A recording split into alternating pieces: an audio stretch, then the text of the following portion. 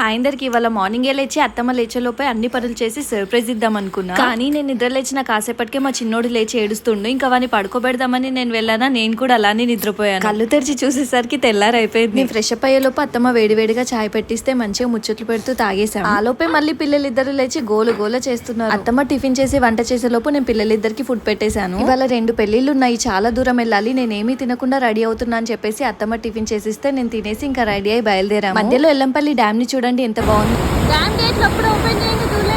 View చూడడానికి చాలా బాగుంది కదా, కానీ నాకైతే చాలా భయం వేసింది. తర్వాత పెళ్లికైతే వెళ్ళాము. అత్తమ్మ మామయ్య వాళ్ళది చాలా పెద్ద కుటుంబం, ఎందుకంటే మా మామయ్య వాళ్ళ నానమ్మకి 19 మంది సొంత అన్నదమ్ములు అక్క చెల్లెలు ఉన్నారు. అందుకోసమని ఏ ఫంక్షన్ కి వెళ్ళినా గానీ అందరూ నాకు కొత్తగానే అనిపిస్తారు. మా అత్తమేమో అందరినీ నాకు పరిచయం చేస్తూ ఉంటారు. అందరితో మాట్లాడుతూ అసలు టైం తెలియలేదు. మధ్యాహ్నం 3 అయింది. మళ్ళీ ఇంకొక పెళ్లి కూడా వెళ్ళాలి కదా, అక్కడ నుండి 1 అవర్ ఇంకా మేము వెళ్ళేసరికి పెళ్లి ఫంక్షన్ అంతా కూడా అయిపోయింది. చివర్లో ఇంకా వాళ్ళతో ఫోటో దిగేసి ఇంకా అక్కడ నుండి బయలుదేరాము. పెద్దకైనా ఇంకా కరీంనగర్ లో డ్రాప్ చేసేసి ఇంకా స్టార్ట్ అయిపోయాము మంచిర్యాలకి. ఎంతైనా ఓల్డ్ ఇస్ గోల్డ్ కదా. మీకు ఇలాంటి మెమరీస్ ఉంటే కామెంట్ చేయడం మర్చిపోకండి.